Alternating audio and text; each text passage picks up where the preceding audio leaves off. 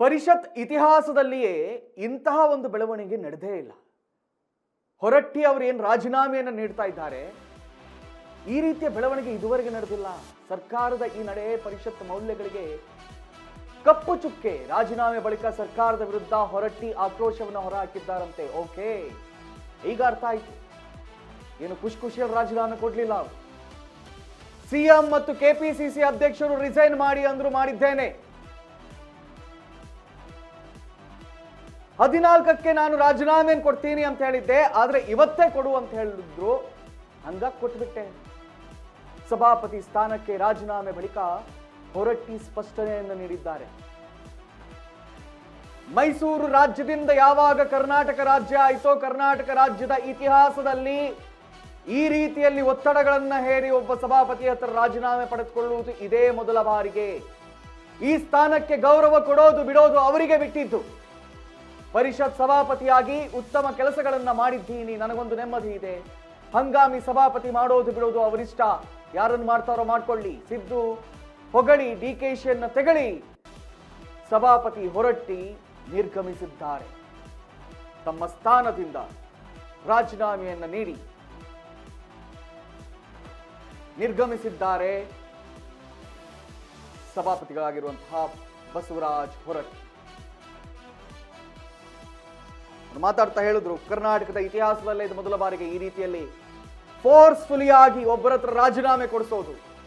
ನಾನೇನೋ 14ನೇ ತಾರೀಕು ರಾಜೀನಾಮೆ ಕೊಡೋಣ ಅಂತ ಎಣಿಸಿದ್ರೆ, ಆದ್ರೆ ಇವತ್ತೇ ಕೆಪಿಸಿಸಿ ಅಧ್ಯಕ್ಷರು ಮತ್ತು ಮುಖ್ಯಮಂತ್ರಿಗಳೆಲ್ಲ ಕೊಲೆ ಮಾಡಿ ಇವತ್ತೇ ಕೊಡಿ ಅಂತ ಹೇಳಿದ್ರಂತೆ.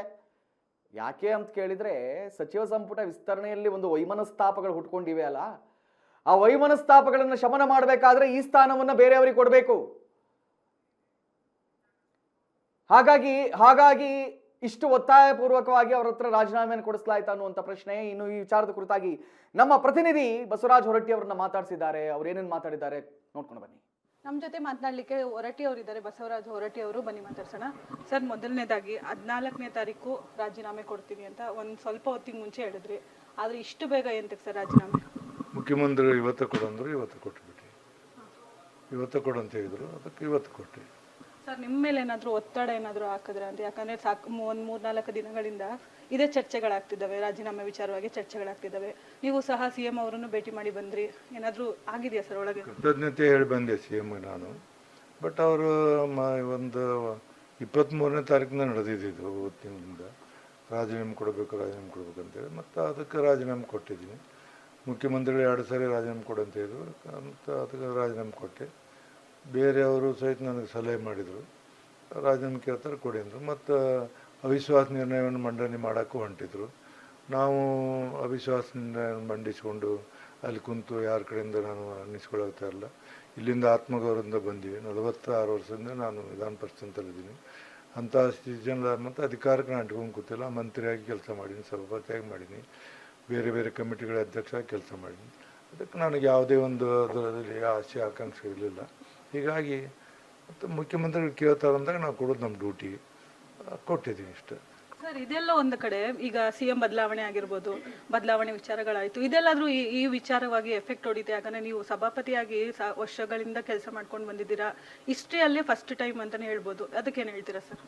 ಅದೇ, ಇದು ಇತಿಹಾಸದಲ್ಲಿ 1956ರಿಂದ ಇಲ್ಲಿವರೆಗೆ ಯಾವ ಸಭಾಪತಿಯನ್ನು ಅವಿಶ್ವಾಸ ನಿರ್ಣಯ ಮಂಡನೆ ಮಾಡಿ ಇಳಿಸಿಲ್ಲ, ರಾಜೀನಾಮೆ ಕೇಳಿಲ್ಲ. ಇದು ಮೊದಲನೇ ಸಾರಿ ಕೇಳಿದರು. ಸರ್ಕಾರ ಕೇಳಿದಾಗ ನಾವು ಸರ್ಕಾರಗಳು ಸಹಕಾರವನ್ನು ಮಾಡಬೇಕಾಗ್ತಿದೆ. ಅದಕ್ಕೆ ಮುಖ್ಯಮಂತ್ರಿ ಅಂದರೆ ಸರ್ಕಾರ ಕೇಳಿದಾಗ ಕೊಟ್ಟಿನ ರಾಜೀನಾಮೆ ಕೊಟ್ಟಿನಿ, ಇಷ್ಟ ಮತ್ತೇನಿಲ್ಲ. ರಾಜೀನಾಮೆ ವಿಚಾರವಾಗಿ ಸಿದ್ದರಾಮಯ್ಯ ಅವ್ರ ಹತ್ರ ಏನಾದರೂ ಮಾತಾಡಿದ್ರೆ, ಚರ್ಚೆ ಮಾಡಿದ್ರೆ? ಅವ್ರಿಗೆ ಹೇಳಿದೆ, ಹಿಂಗೆ ರಾಜೀನಾಮೆ ಕೊಡ್ತೀನಿ ಅಂದೆ. ಆಯ್ತಪ್ಪ ಕೊಡೋದು ಅಂತ ಹೇಳಿದರು.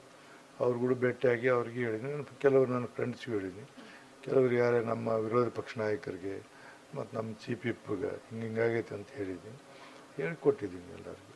ಸರ್, ನಿಮ್ಮ ಮುಂದಿನ ನಡೆ, ನಿಮ್ಮ ರೋಲ್ ಏನಿರುತ್ತೆ ಸರ್ ನೆಕ್ಸ್ಟ್? ನಮ್ಮ ರೋಲ್ ಏನು, ಒಬ್ಬರು ಶಾಸಕರಾಗಿ ಏನು ಕೆಲಸ ಮಾಡಬೇಕು, ನನ್ನ ಪೀರಿಯಡ್ಗಳಲ್ಲಿ ಶಾಸಕರಾಗಿ ಕೆಲಸ ಮಾಡ್ತೀವಿ. ಈಗ ಜನಗಳಿಗೆ ಏನು ಹೇಳ್ತೀರಾ ಸರ್? ಇಷ್ಟು ವರ್ಷ ಸಭಾಪತಿಗಳಾಗಿ ಬಂದಿದ್ದೀರಾ, ಈಗ ಸಾಕಷ್ಟು ನಿಮ್ಮ ಕ್ಷೇತ್ರದಲ್ಲೂ ಸಹ ಬೇಸರ ವ್ಯಕ್ತ ಆಗಿರುತ್ತೆ, ಅದಕ್ಕೇನು ಹೇಳ್ತೀರಾ ಸರ್? ಅದೇ, ಜನ ನಮ್ಮ ಮೇಲೆ ಅಭಿಮಾನಿಗಳಿರ್ತಾರೆ. ಮತ್ತೆಲ್ಲ ಭಾಳಷ್ಟು ಮಂದಿಗೆ ಇಲ್ಲಿವರೆಗೆ ನಾನು ಸಹಕಾರ ಮಾಡಿದ್ದೀನಿ. ಭಾಳಷ್ಟು ಮಂದಿ ರಾಜ್ಯ ತುಂಬ ನಾನು ಯಾವುದೇ ಒಂದು ಪಕ್ಷ, ಒಂದು ಜಾತಿ ಅಥವಾ ಒಂದು ಏರಿಯಾ ನೋಡಿಲ್ಲ. ಮೈಸೂರವರು ಬರ್ತಾರೋ, ರಾಯಚೂರವ್ರು ಬರ್ತಾರೋ, ಎಲ್ಲರೂ ಕೆಲಸ ಮಾಡಿದ್ದೀನಿ. ಭಾಳ ಮಂದಿಗಿಂದ ಬೇಸರ ಮಾಡ್ಕೊಂಡಾರ, ಎಷ್ಟೋ ಮಂದಿ ಕಣ್ಣೀರಾಗಿ, ಈಗ ಒಬ್ಬರಲ್ಲಿ ನೋಡ್ತೀರಿ ಕಣ್ಣೀರಾಕಿದ್ರು. ಅಂದ್ರೆ ನಾನು ಆತ್ಮೀಯತೆಯಿಂದ ಇದ್ದೀನಿ, ಯಾರಿಗೂ ನನ್ನ ಮನೆ ಬಾಗಿಲು ಬಂದವ್ರಿಗೆ ವಾಪಸ್ ಕಳಿಸಿಲ್ಲ ನಾನು. ಯಾರೇ ಬರಲಿ ಅವ್ರಿಗೆ ನಾನು ಪರಿಚಯ ಇರಲಿ ಇರದೇ ಇರಲಿ ಅವ್ರಿಗೆಲ್ಲ ಕೆಲಸ ಮಾಡಿ. ಹೀಗಾಗಿ ನನ್ನ ಮೇಲೆ ಅಪಾರವಾದಂಥ ಗೌರವ ಇದೆ. ಆ ಗೌರವಕ್ಕೆ ಕೆಲವರು ಬೇಸರ ಮಾಡ್ಕೋತಾರೆ, ಸಹಜ ಇದೆ ಅದು. ಸರ್ ನೆಕ್ಸ್ಟು ನಿಮ್ಮ ಮುಂದಿನ ನಡೆ ಹೇಗಿರುತ್ತೆ ಸರ್ ಅಂತ? ನಾನು ನಡೆಯೋದೇ ನನ್ನ ಕಾನ್ಫಿಡೆನ್ಸಿ ಐತಿ, ಅಡ್ಡಾಡ್ತೀನಿ, ಕೆಲಸ ಮಾಡ್ತೀನಿ. ಕೆಲಸ ಮಾಡಿ ಶಿಕ್ಷಕರು ಕೂಡ ಮತ್ತು ಇಲ್ಲಿ ಮಟ್ಟ ಟೈಮ್ ಸಿಗ್ತಿದ್ದಿಲ್ಲ, ಈ ಟೈಮ್ ಸಿಗ್ತೈತಿ, ಅಡ್ಡಾಡಿ ಕೆಲಸ ಮಾಡ್ತೀನಿ. ಇದಿಷ್ಟು ಹೊರಟ್ಟಿ ಅವರ ಮಾತಾಗಿತ್ತು. ಕ್ಯಾಮ್ರಾ ಪರ್ಸನ್ ಆದಿತ್ಯ ಜೊತೆ ಐಶ್ವರ್ಯ, ಸಂಪೂರ್ಣ ನ್ಯೂಸ್, ಬೆಂಗಳೂರು.